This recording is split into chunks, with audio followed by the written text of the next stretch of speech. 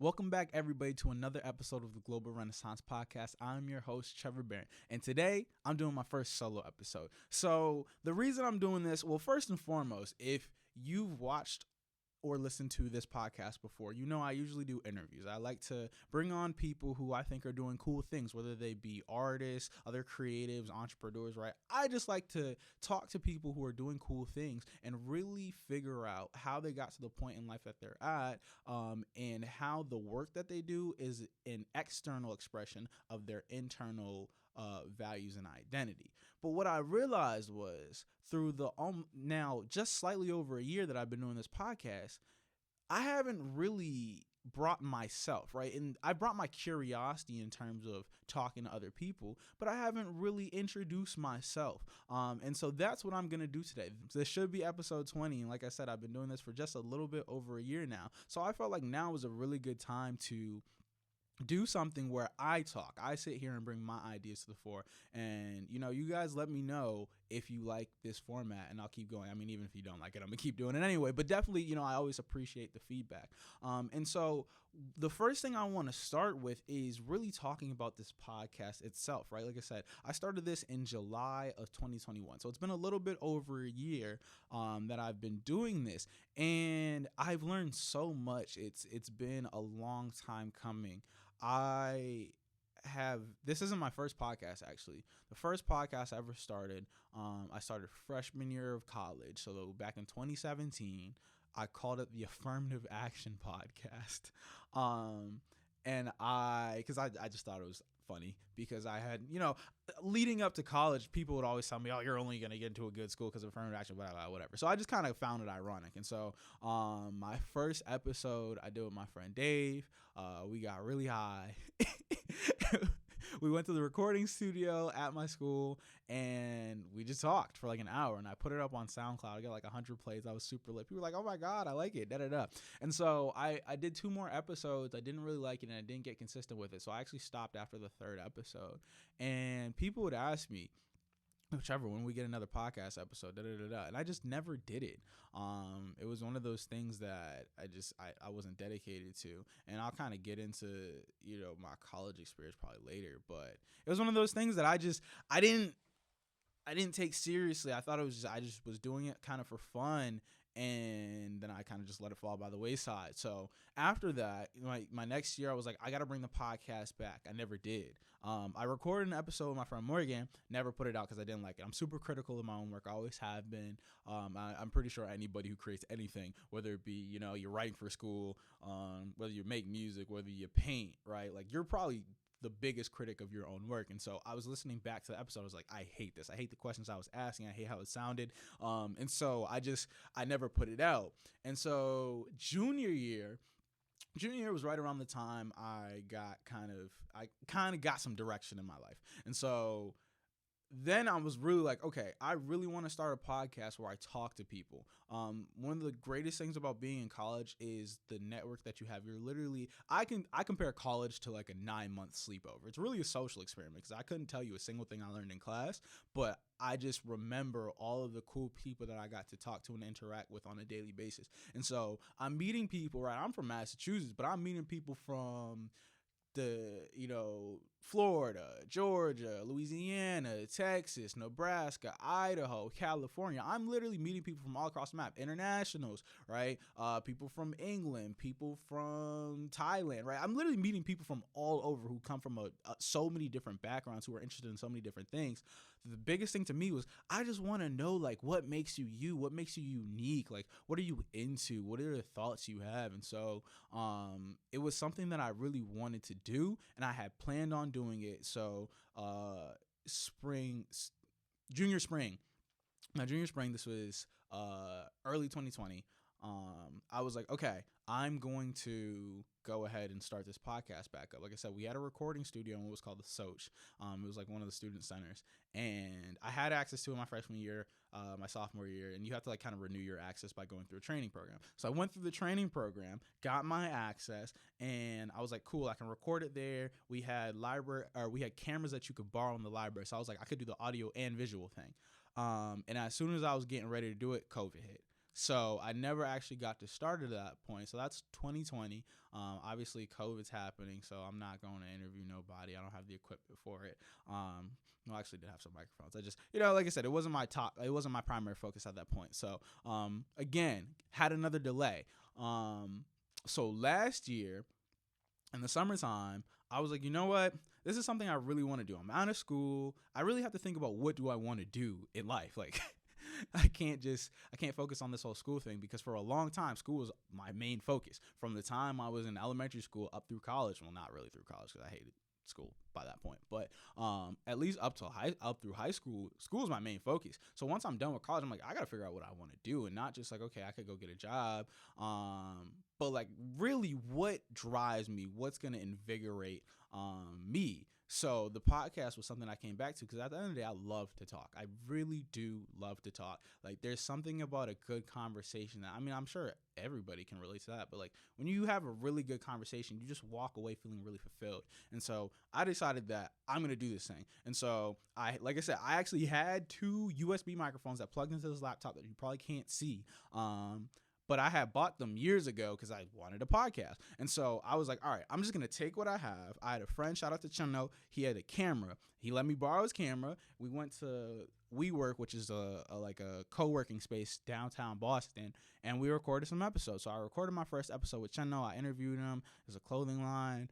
So I interviewed him, and Lord, was it terrible. It was horrible. Like, it was so bad. It's still up on my YouTube, and I really I like the video component, because you really can see like the interaction, and I would not look at the camera. I wouldn't look at the camera, and I was not maintaining eye contact. It was so bad now that I look at it. But the most important thing to me was that I started it. To get good at anything, and I was just telling this to somebody the other day, to get good at anything, you first must suck at it. Like, nobody goes into anything being good. There's a phrase that I used to hear all the time, that you don't have to be great to start, but you have to start to be great. And that's really how it is. Whatever skill you have, you probably didn't start off being good. As a matter of fact, I can almost guarantee you didn't start off being good. And so that to me was the biggest thing. I said, you know what? I've been thinking about doing this. I've been planning on doing this for years. And I think a lot of people get stuck on that planning and plotting stage, where people always want to learn. People reading books, watching, how-tos and things like that. But at the end of the day, the most learning is going to happen experientially. And so that was the biggest thing for me. I just have to do this. And so I recorded my first episode. I actually recorded a second episode that never came out. But I recorded my first episode, released it at the end of July of 2021. Recorded a couple more episodes, I think in August or September.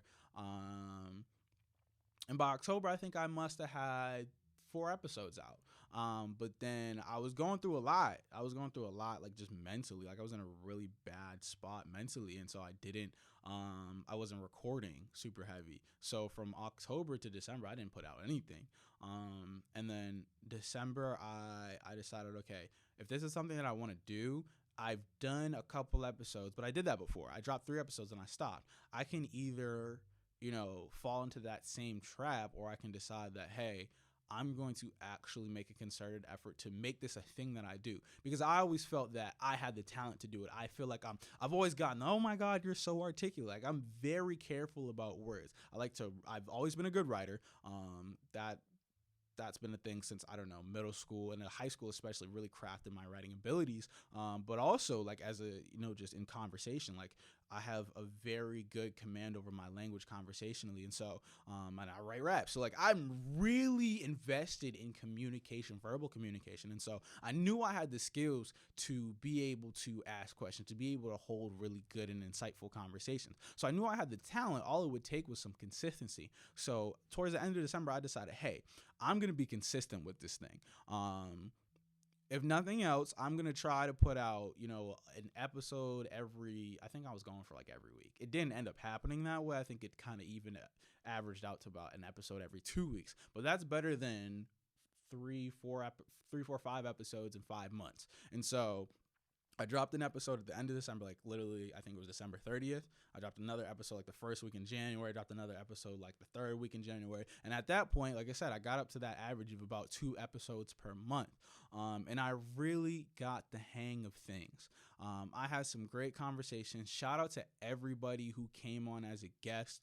I really, really, really, really, really appreciate that because, I mean, at the end of the day, it's not like this. I'm not no popular person. I'm not, this podcast isn't booming. Like, you didn't really have anything to gain from coming on and letting me interview you. But I appreciate the fact that you were willing to do it. Shout out to the, Cheno, Julian, Annie. Those are my first three guests. My cousin Bethany, she's my fourth guest. Leslie, aka the Poetic Artiste, she was my fifth guest.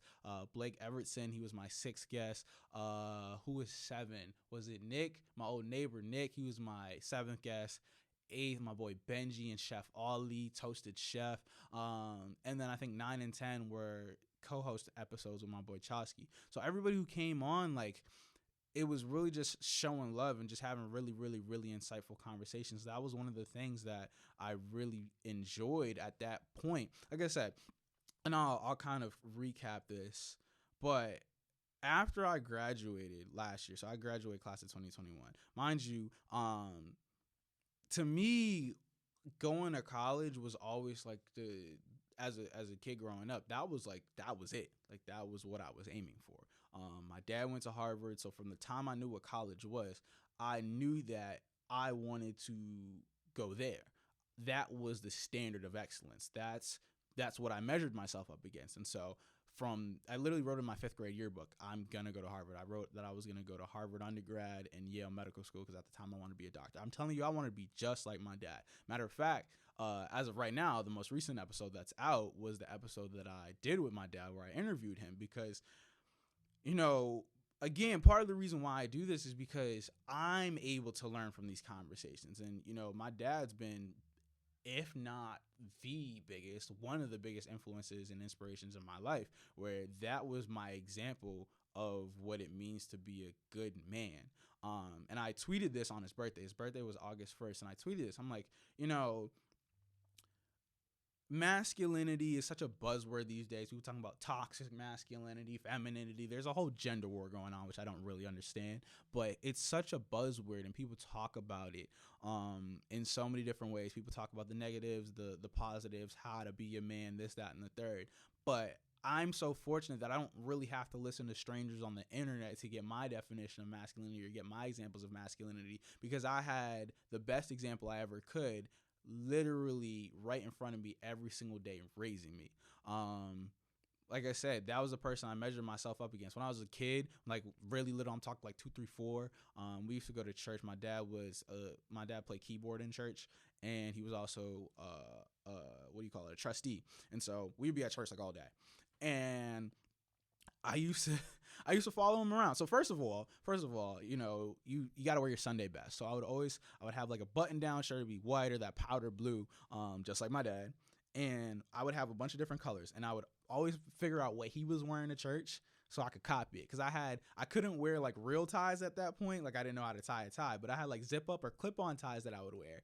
And my ties kind of matched his. And so whatever tie he was wearing, I was going to wear my matching version of that. Like, I really, really emulated this man. And so, when people would look for me at church, they'd just be like, find his dad, you're going to find him. I'd be following him around like nobody's business. And that's part of the reason why I even started drumming. Like, I could drum alongside my dad because he played keyboard. So there was always this kind of childlike wonder. I mean, I was a child, but that was like the guy to me. Like, that was the standard. Like, that's the person you're trying to be. Like, he wasn't even human to me in my head. He's a doctor too. And so I remember thinking, like, when I was a kid, like, anytime I'm sick, if there's anything wrong with me, like medically, like, he knows the answer. Like, it wouldn't even, the thought that he wouldn't know what to do just didn't even enter my mind. Now, obviously now, no, he doesn't know everything, but as a kid, like, that man knew everything. And so, like I said, like, Harvard was the thing. Like, I'm going there. I would tell people all the time. And so I got there, and it was a huge kind of disappointment. I'm not gonna lie. I had built up so much hype and expectations for what it was gonna be. Like, I felt like that was gonna be the place where I finally found my fit. Growing up, I always kind of felt like I was in this liminal state where I knew how to get along with people. I could get along with almost everybody, right? I have so many varied interests. I grew up in a town that had a whole bunch of different people, right? Like, got a black ass family, but like all the kids in my elementary school are white. You know what I'm saying? Like, I learned how to interact with different types of people, and I enjoyed the diversity in thought and diversity in culture and all of that. But I also, not just because of these things, but I always just felt like on the outside of everything. I always felt like I was different. And I know a lot of people say that, but I truly and honestly felt like, like I am not like anybody. No matter what space I'm in, I always feel like a little bit outside. It's that kind of liminal feeling. You're in between. Like, I'm a part of it, but I'm not really a part of it. It's like one foot in, one foot out. And so to me, I always felt like it was an intelligence thing. I thought I was super smart. And to be honest, I was. I was a smart kid. But there's something more. It wasn't just intelligence. It wasn't just IQ. There was something else that I had going on, and I didn't realize that. So what I thought was, when I got to Harvard, I was going to finally find the people who were like me, and I was going to finally find the space where I belong and I fit, and I felt like I was doing, what I wanted to be doing. Because to be honest, even though I was really good at school, I didn't really enjoy it.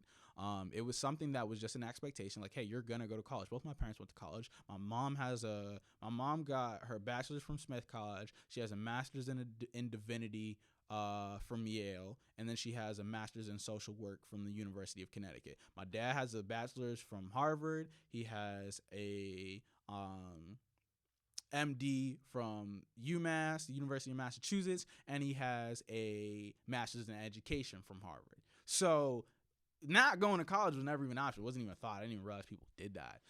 So that was just the expectation. Like, you're expected to do well. I come home, like, I have A's. Like, it's not even like, oh my God, good job. It's just like, you did what you were supposed to do. Excellence was always the standard in my household growing up, and academic excellence specifically. So that was what my whole life growing up was geared towards. So for me, thinking like, okay, this place is going to be the place where I finally find what I want to do, the people I'm supposed to be around who are going to understand me. And when I got there, there was this kind of disappointment level, like, God, I hate it here. Like, and when I say hate, I do mean hate, like despise, absolute disdain. I did not feel like I belonged in that space. By that point, I realized I really did not enjoy academics. There was the process of reading and doing that. I didn't like it. I love to learn, absolutely loving taking new information, but the way in which you do it in an academic setting just wasn't for me. And I really realized that when I got to college, because it's like, you don't have to do anything. In high school, you got to do your homework. You got to go to class. You don't have a choice. In college, it's like, well, I don't got to go to class if I don't want to. Word, I'm not going. And so my whole first semester freshman year was me really trying to find my footing. Like, if it were up to me, I would have actually dropped out. Like, these were serious considerations. Now, obviously, I didn't really have a choice. My parents would have kicked me out the house, but I wanted to. Like, I absolutely did not want to be at that place. And so just that level of disappointment, of expectations were here and the reality was here. It was deflating. I was in a very, very, very, very bad spot mentally. We talk about how important, maintaining your mental health is. From 2016 to 2018, I was getting beat the fuck up. Like, I was so down, depressed. Like, and the funny thing is, when I was a kid, I remember being in high school, in our guidance classes, and they would tell us about, signs of depression and things like that. And in my head, one of the things they said was like, oh, you don't want to get up. Oh, you don't want to go to school. Oh, you don't want to talk to people. I'm like, that don't sound like depression. That sounds like you lazy. That sounds like you just don't want to go to school. Who the hell wants to go to school? Nobody does. All right. So I actually did not believe in depression until it happened to me. Junior year of high school, and I think it was probably something that I was dealing with before, but like junior year of high school, it became unbearable. The talkative person that I am, like, if you're listening to this podcast, if you're watching this podcast, I talk. Duh. I was the person that, like, you could hear me down the hallway, like you would hear me across the cafeteria, like that's who I was. And it got to a point, like right around the middle of the year, right around January, where I stopped talking.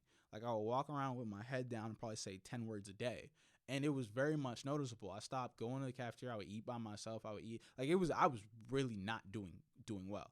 And that was something that I was dealing with. Fortunately, I had a really great support system, teachers, staff at the school who noticed it and were like, hey, we're not just going to let you just obviously show these signs that you need help, we're actually going to do something about it. So again, I'm always very appreciative of everybody who's contributed to anything in my life, but especially, I had a teacher, Miss Conley, who really was in my corner for that, because I really was not doing well, like at all, in any capacity. But that was something that I was dealing with from, junior year of high school, senior year of high school. And then once I got to college, it got worse, because I thought I was doing better. And then once I got to college, it got bad again. And it was something I had to deal with. And that winter break was such a pivotal moment for me, because I decided, like, yo, I'm tired of feeling like this. I don't know why exactly I feel like this, but I know it has to do with a sense of purpose and belonging.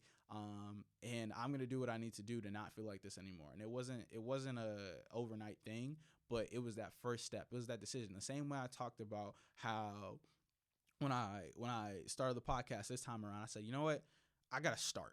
I just have to start. And once I start, I got to keep going. That was the same thing for me when, that freshman year of college, when I was really dealing with depression. I was like, you know what? I'm tired of feeling like this. I'm in bed all day smoking weed, like trying to smoke the pain away. It's not even working. I'm just high inside. This is terrible. And you know how bad you have to feel to be sad when you're high? Like it's difficult. So I was like, I'm not dealing with this anymore. And I took the necessary steps. For me, it involved, being more social, being more active, and just doing the things that I need to do. And eventually I kind of pulled myself out of it. Again, it's something mental health is not something that just goes away. Like you're gonna deal, life happens. But it's something that I really understood that I have some degree of control over. And so that was just like a very pivotal moment for me. And over time I started figuring out, okay, I started inching towards what I thought I was supposed to be doing, and where I was supposed to be and how I was supposed to conduct myself in life. And so, but after I graduated, it was again another transition moment where I was like, damn, I don't know what I'm doing. I didn't have a job like lined up out of school or nothing. Like I was like, damn. And that's when the comparison stuff starts coming in, because like all my friends are working on Wall Street, working at these consulting companies, making bank, and I'm like, damn, I'm dead broke. Like I'm down bad. This is horrible. But again, I always remember that that time, like I pulled myself out of this before. All you got to do is start. You got to make that decision. You got to start, and then you just got to keep going. And so, this podcast for me has been such an eye-opening experience of what it feels like to do the thing you're supposed to be doing. Like this feels so natural to me. It's fun for me. I enjoy it. I learn from it. I benefit from it. And I hope other people benefit from it too. That if you're listening to this, you're really getting some value out of it, whether it be the interviews, whether it be the co-host episodes, whether it be this episode, you really get some value out of that. Because at the end of the day, for me, I know that I've been fortunate throughout my life. Like I said, my support system has been second to none. I had two parents who were well equipped to raise me, loving household, the extended family as well. I had a lot of family just around. My mom's from Connecticut, so her whole family's a 2.5-hour drive away. My dad's from, he's born in Jamaica, grew up in the Virgin Islands, but his whole family moved up here. So my cousins, who were my first friends, Bethany, Jordan, Daobi, right? Like they live 30 minutes away in the city. And so I always had these people around me. The fact that, again, I come from such a well-educated family. Like I have all of these things that I've been blessed with. And to me, I'm absolutely obligated to then share those blessings with other people. You don't get stuff. To me, at least, you don't receive anything in this life to hoard it.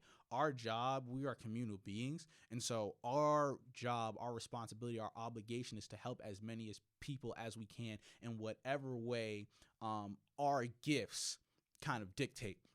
I think that's the biggest thing. Understanding your calling, understanding your vocation. And I'm not saying this from a point of authority. I'm saying this from what I've observed and what I felt in my own life. Understanding your calling, your vocation, what you're supposed to be doing is about that intersection between what you do well, what you enjoy, and what's going to benefit the most amount of people in the most significant manner. And for me, what I've realized is a lot of people haven't been given a value system or don't possess a value system that allows them to really operate at maximum capacity. They don't have the resources. They don't have the knowledge. And so to me, I feel like I've been gifted with those things. And what I want to do is pass that information along, pass it forward. So that's something I'm very passionate about. And so, I've been talking a lot. I've been utilizing my social media very intentionally recently. I took a break. From social media. I deleted all the apps off my phone for like 2-3 weeks. And it was the best thing I could have done because I realized like social media is not real. It's real, but it's not. It's a highlight clip. People post what they want to see on there. You're going to start comparing yourself. They say a comparison is a thief of joy, and it really is. You're going to start comparing what yourself, because your whole story. So I can try to pretend when I'm around people that I'm doing good, but if I know I'm not doing good, I'm going to look at people's Instagrams. I'm going to see them smiling, having fun. I'm like, damn, well, look at them having a good time, but I'm over here feeling sorry for myself. You don't know what they're going through. The same way I can present myself as doing well on social media or, in social situations, right? Those people could be doing the exact same thing. So what I realized is not only that, but a lot of people are talking about just some bullshit. Like, one thing I really despise, like I said before, there's this fucking gender war going on social media, especially TikTok, where it's like, can y'all do realize like men don't exist on this planet by themselves. Women don't exist on this planet by themselves. We have always been a community. So I don't know what you guys think this is, but let's figure out a way to coexist and then thrive together. And I do think part of it is a uniquely American thing because we live in such an individualistic society. But it's very disappointing because to me, community is one of the most important things that we have. When I think about how I've gotten this far, it's because of my community. Like I said, my support system has been second to none. I couldn't have got to where I am today without the people who have contributed so much to my life.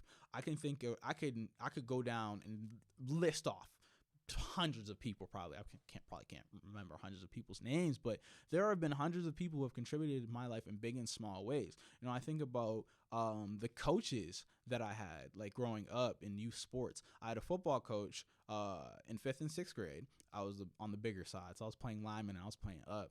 And he used to say this all the time. He used to have a couple phrases. I remember, you can't bullshit a bullshitter. If you cheat your drills, you cheat yourself. Almost only counts in horseshoes and hand grenades. I love that one because, all of these things kind of have the same idea or same ethos where, you can't bullshit a bullshitter. Like, yo, I know the game. Don't try to pull this on me, right? If you cheat your drills, you cheat yourself. You're not doing yourself any favors by half-assing the things that are supposed to get you better. So if we're doing bear crawls in full pads at 10 years old suck. But guess what? You're going to get better by doing them. And if you cheat the drill, you're cheating yourself because when you get on that field, the person across from you probably did the work they needed to do. And so at the end of the day, what happens in the dark is going to come to light. And then almost only counts in horseshoes and hand grenades. I love this. I almost did it. It doesn't matter if you almost did it. It doesn't count. You didn't do it. And so that's one thing that I really took from him. I don't even remember his name anymore. He's this old white dude, but he very much influential. I remember my middle school basketball coach, Mr. Marr. I remember he used to tell us, if I'm yelling at you, that means I care. If I stop yelling, you should be concerned because that means I gave up on you.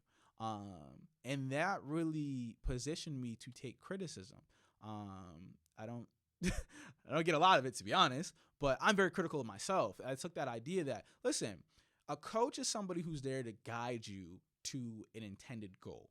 And the reason they're coaching you is because they have knowledge that you don't. And so if they're giving you information, that criticism is just information to help you get better. So you don't take it personally. You take it as, okay, this person cares enough about me to observe my behavior, observe my actions, then comment on how I can improve. I'm going to take that. And so that was something that I really took with me. So shout out to Coach Marr. There's just been so many other people who have contributed so much to me that like I said, I wouldn't be the person I am today without my community. None of us would be the people that we are without our communities. And so I think it's very, very, very unfortunate that we focus so much on the divisions within our community, whether it be racial divisions, and I'm going to talk about that later, whether it be racial divisions, gender lines, things like that. I think we really need to bring the focus back to how can we help each other, right? We don't exist in a vacuum. I'm not here by myself. You aren't here by yourself. So how can we make each other's lives better? That to me is absolutely a top priority. And speaking of community, one of the things that really opened my eyes to the value of community and just the value of showing love and the value of positive energy was my commencement weekend. So I graduated in May in 2021. Harvard decided that we weren't going to um, do graduation in person. They weren't going to do the commencement exercises in person that year because, they felt COVID was still an issue and they didn't have enough time to plan given the restrictions and all that. And so I graduated online. It was like the big school graduation was on Zoom, and then our house graduation was on YouTube Live. And that was part of the reason why I was just in such a bad place mentally that summer, was because, like, I worked so hard like my entire life for this, and it just felt so anticlimactic. Like, damn, this is crazy. COVID robbed me of my graduation. Like, fuck. But I know a lot of people who felt like that. The class of 2020 didn't get their graduation either. So us in class of 2020, we didn't get our graduations in person. But Harvard had said, like, hey, when we can, we're gonna have our exercises in person. And so that time came this year. So the class of 2022, they graduated on a Thursday. We had our little back to school weekend, Saturday, Sunday, and it was one of the most uniquely positive experiences I've ever been a part of. Because obviously, what did they say? You don't know what you got till it's gone. We really experienced what it was like to have that taken away, have that community time taken away, have that celebration taken away. And so, I think anybody who's graduating is going to have a good time. They're going to be appreciative of the moment, but especially because we experienced having it taken away from us, we were really cherishing that moment. It was almost like a reunion where, okay, we've all gone a year basically plus without seeing each other because senior year was remote. So this second half of second semester, junior year, remote. Senior year was remote. You were allowed to be on campus if you wanted to for that second semester, but a lot of people chose not to. But like, again, it's still not the same dynamic. And so a lot of people we hadn't seen in a year and a half, 2 years. So, to all be back on campus at once celebrating this common achievement, I don't think I've ever been in a social scenario where there was absolutely no negativity, like literally none. I mean, obviously there was probably some, but you didn't feel it. It was just, like, these are people who I just spent some of the most formative years of my life with. And then we just had this global pandemic send us home, and now we're back. And we've all grown. We've all experienced things. We're all doing different things. We're all at different stages of our life. But at the end of the day, it was like, it's just nice to see you. I don't think I've ever told that many people I love them in my life. But that's something that especially over the last like 5 years, I've really been trying to be more intentional about. Really showing as much love to people as possible, because you don't know what people are going through, one, but two, if you feel that internally, I feel like that person has the right to know. If someone had an impact on your life, I feel like they have the right to know. I feel like, because at the end of the day, we all feel better knowing we made someone's life better. So when you tell someone, hey, like, I really appreciate you for doing this, or I just appreciate your energy. There's this girl, Rachel Freed. Oh my God, Rachel, I love you so much if you're listening to this. But she's amazing. Like, she's somebody who always has a smile on her face, always going out of her way to make people feel good. Like, those are the type of people who you have. Like, I just feel like, you gotta give them their flowers, because those are the type of people who really help the rest of us get through our days, get through our lives. And that's one thing that I've tried to take with me. I try to be as positive as possible. I like to smile, I like to crack jokes, I like to have a good time. Because if you ask me, life ain't that serious, right? We're all gonna die at some point. Our time is borrowed. We're not here for a very long time. In the grand scheme of things, we don't mean shit. So what do I look like having a bad time? What do I look like frowning and being tight about things? And that's a perspective that I really gained from being so damn depressed that I honestly did not care about my life. I was like, I mean, this shit is fragile as hell. Like, it's fragile as fuck. You could be here one moment and gone the next. So I'm going to spend every moment that I have having a good time. I'm here for a good time and a long time, but I'm going to maximize the good times. And so, that's one thing that I have found super important, is just showing as much love as possible. So, anybody who's ever contributed anything to my life has the utmost respect for me. And I try to express that as much as possible. Like the episode that will be coming out before this one with my brother Carl. He's not my literal brother, but like, this is someone who for 4 years we were going to high school together. training. We spent so much, like, we lived at high school, like all of us, like we just lived there, because we're all commuting. So like I literally seen this dude go from, skinny, just, he was still better. He was a better basketball player than all of us from the jump. But like I just watched him get better, get his dedication to his craft, and I just watched him get better. And it was something that helped me learn work ethic. Right, there was a summer between our sophomore and junior year where I was trying to make the varsity team. He was already on the varsity team, and so I would work out, and he was there working harder than me. You know what I'm saying? He's already on the team. He's already one of the best players, and he's working harder than me. He taught me the value of hard work, or he at least taught me how to work hard in basketball, and those were lessons that I could apply other places. And so I got cut from the team, but it's cool. But like I said, those are the things where like I got to give him his flowers. That was part of the reason why I wanted to interview him, because he has a drive where, he was coming out of school, he was the top player in the state, like, at least in the MIAA, which is mostly public schools and some of the private schools. But he was a top player in the state. He was averaging like 22 a game with 8 rebounds, 2 blocks. Like, he was going crazy. Didn't have an offer. He didn't have a single Division I offer immediately after his senior season. But he didn't let that get him down. He was going to do a post-grad year, but then he ultimately got an offer from UMass and then went there, and now he's their second leading three-point scorer all time.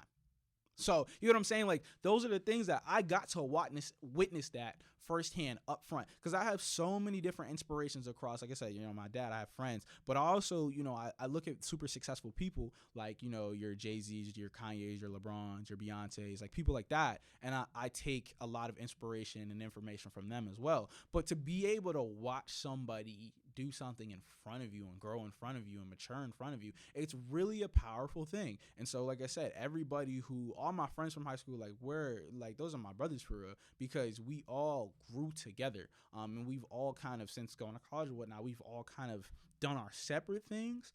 But that tie is so very strong amongst us. And so, like I said, I got to show love to those guys as well, because those are people who, that our high school experience was something. And one day I'll probably have all of them on and we'll do like a group recount of it. But our high school experience was certainly interesting. And we were, we just had to have each other's backs. And that's the type of stuff that I feel like we as a society should really value.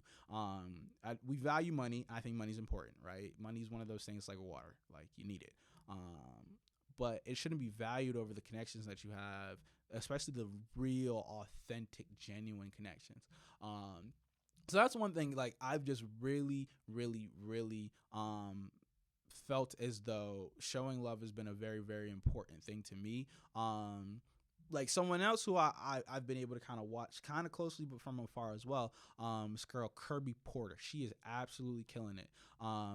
She's a Harvard grad. She was on the women's basketball team. She's got her own thing. Kirby, come on the podcast if you're listening to this. But it'd honestly be an honor to be able to interview you. But I had a class I took freshman spring. I think she was a senior that year. It was on hip hop music. Y'all know I love hip hop, so of course I was gonna take the class. But like half the basketball team, the men's and women's basketball team, was in there. And I just remember like, I followed some of them on Instagram and stuff like that. And, she graduated. I think she went to work for like Pepsi or something like this. I'm sorry if it sounds creepy that like I know like your whole business, but it's like I was watching. And, she started a podcast called Court to Corporate. Just helping athletes kind of transition from, their athletic career to having success in the corporate and business world. And I was like, dang, this is really good. And then from there, she didn't stop there. She kept growing it. Now she's working, advocating for athletes, building in Web3 and just doing amazing stuff. I've seen her, I think she's had features on the boardroom, but that's something where, that's someone who I am literally 0 degrees of separation. Like, I had a class with her. Like, I'm sure we interacted. I follow her on Instagram. She follows me. I follow her on Twitter. You know what I'm saying? Like, this is somebody who I can see myself in the fact that, like, listen, if you can do it, I can do it too. That's something, again, I have to show an immense amount of appreciation for, because even though she probably doesn't have, like, she doesn't think about me at all, it's like by her just being her best self, it's inspiring me to not only be my best self, but it's also laying out a blueprint. And so, I think inspiration is very important, but it's also the steps that matter. Being able to see like, hey, all right, this is how this person did it. Well, I could do that too if I just follow that same blueprint. I think that's why, to me, again, I give so much credit to my parents, because it was like there was a blueprint that was set out that I just had to follow and execute on. And, I actually I posted on my Instagram the other day. I asked a question because I really like to ask like kind of questions. I like to use social media socially. I think people get too caught up in trying to be viral and this and that. And again, after taking a step back from social media, I really understood what I appreciated about it and the fact that I'm able to interact with these different people that I normally wouldn't be able to. And so I like to ask questions, start a conversation. So I asked a question about, do you believe you can be pro-black and be in an interracial relationship? And I asked it because I saw a video on TikTok where it was a picture of Patrick Mahomes as a kid with his black dad and his white mom.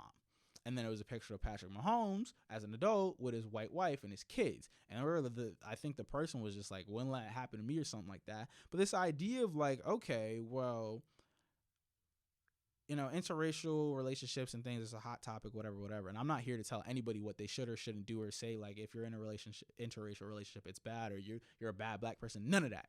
My point is that, okay, if we think about the ideology or the idea of pro-blackness, what does that mean? My personal definition was a radical dedication to the advancement of black people. And to me, that radical is super important because if you are radically dedicated to helping black people move up in society, how could you then, with the understanding that if I'm having offspring, and I'm talking about like serious relationships with the intent of building a family, right? Like if I'm going to build a family, if I'm going to put my time, energy, love, and resources into building this family, how could I possibly do that with someone outside of my community? How could I possibly do that knowing that, hey, if my kids follow in my footsteps and decide, hey, I'm half black, I want to, be with a white person, their kids, I would be hard pressed to view them as black, quote unquote, right? Like, I know that's a hot topic. I know people say like, oh, don't invalidate other people's blackness. And I'm not here to do that. Like, you're black, sure. But it's like, do you operate in the world as a black person, right?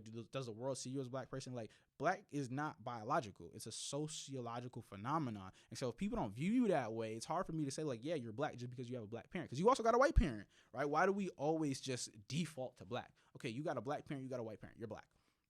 They're equal parts white as they are black, right? Now they're a quarter black.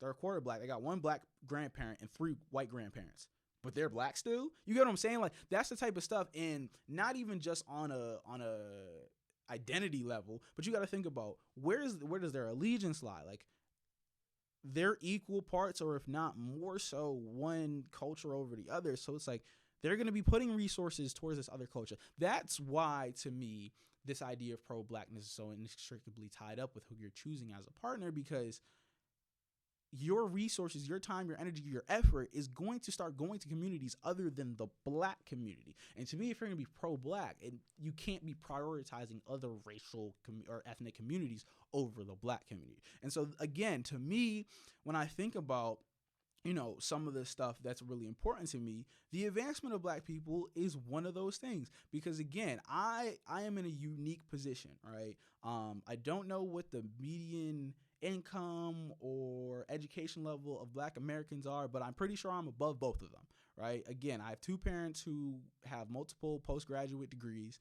They're both professionals in their fields, live in a suburb, make good money. You get what I'm saying? Like, that is not the average black experience. And so for me, I know it's possible because my parents set me up for that. They achieved that, right? And I'm going to do better than that. And so my thing is that I want for black people to all be able to do that as well, or at least as many as possible. Obviously, it's not possible for everybody. And just as a sidebar, I'm not a capitalist. I don't think capitalism is the way.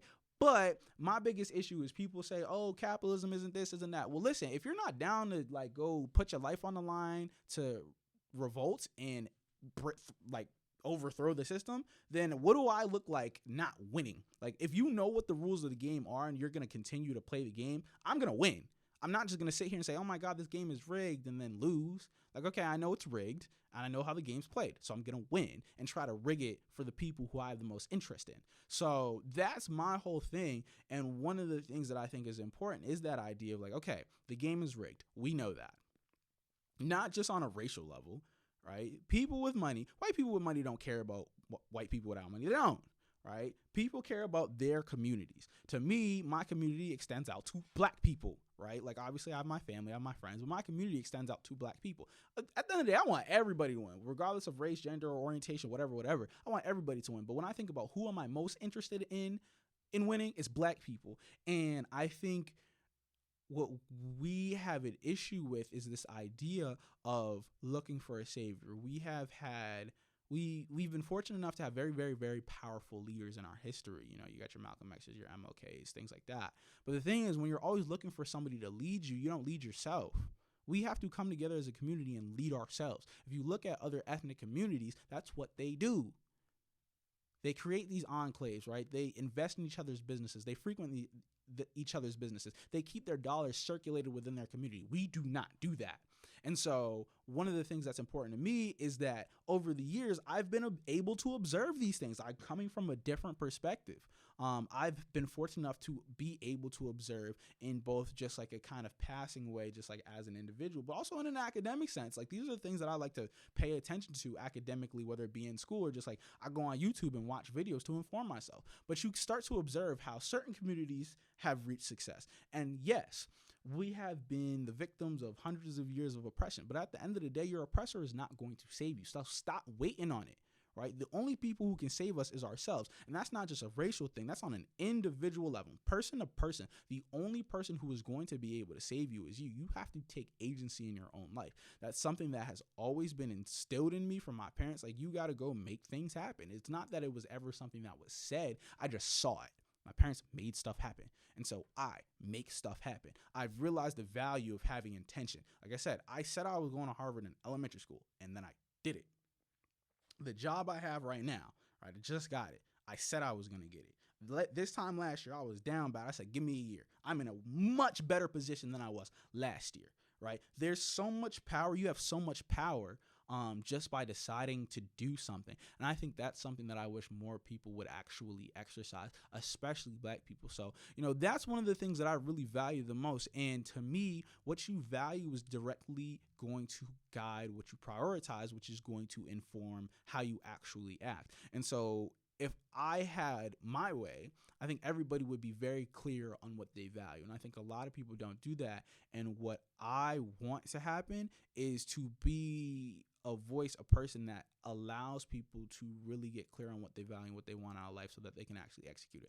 I'm not anybody. No, I'm not even going to say I'm not anybody special, because that would be a lie. I'm him for real.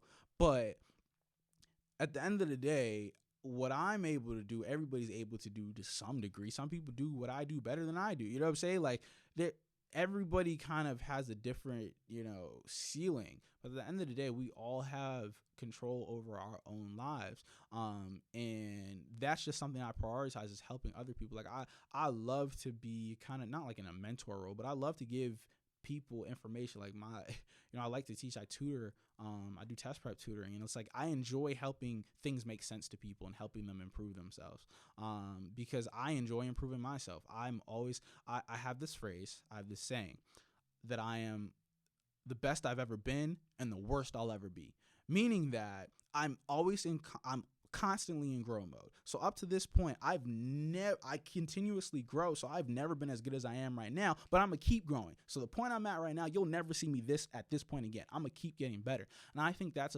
a mentality that a lot of people should take on, because it's possible, right? Again, everybody has different ceilings. Everybody has different capabilities. Everybody has different talents, but we all have the ability to improve ourselves. I just think a lot of people, one, don't recognize it, and two, don't act on it. And so that's one thing that, I found very important. And this kind of leads me to the last topic that I want to speak on, is just this transition that I'm in right now. I feel like I am at a transition point in the stages of my life. I feel like I'm an adult now. I'm still a kid. I still, what Kanye said, I still won't grow up. I'm a grown ass kid. But there's a degree of agency that I'm now taking over my own life that is very much adult. Like there's a very clear, like, this was your life up to now, and this is your life moving forward.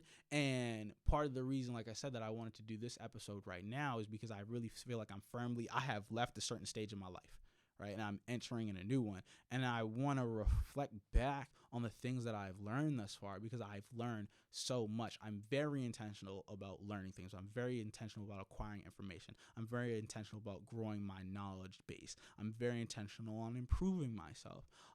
And I think a lot of people who are in this age range between, 18 and 25, they start to feel that, like, okay, I'm not a kid no more, but I don't really know what I'm doing in this adult world, but I really feel like I'm starting to get the hang of things.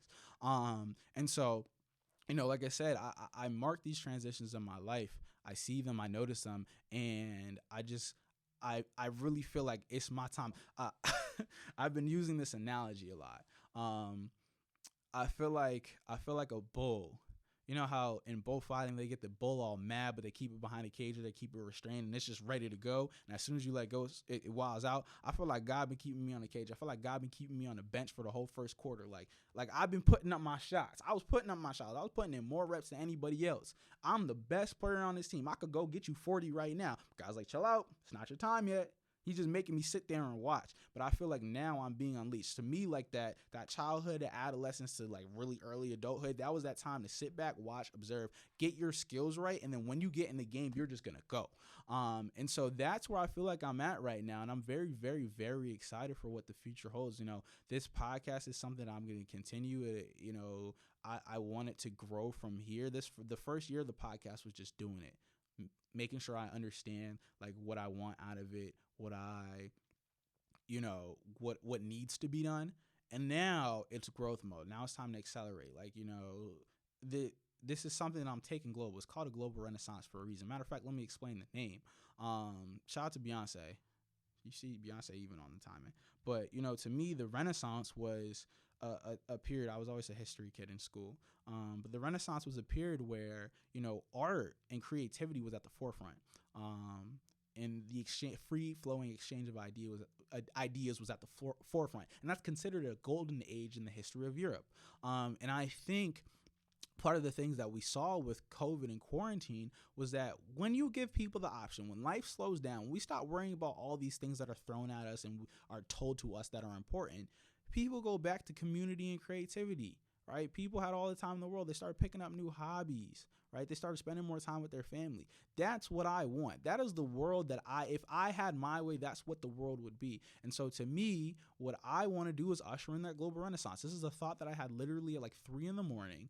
in May of 2021, as I was getting ready to move out of my dorm. I was on the phone with somebody ranting. I said, I'm going to usher in the global renaissance. Da, da, da, da, da. I was like, damn, that's a good name. But that's really what I truly want to do. I want to be able to inspire people to be their best selves. First of all, understand who you are, be authentic to yourself, and then be the best version of that. Because at the end of the day, nobody can do you the way you do you, right? I'm not better than nobody, but I'm the best me.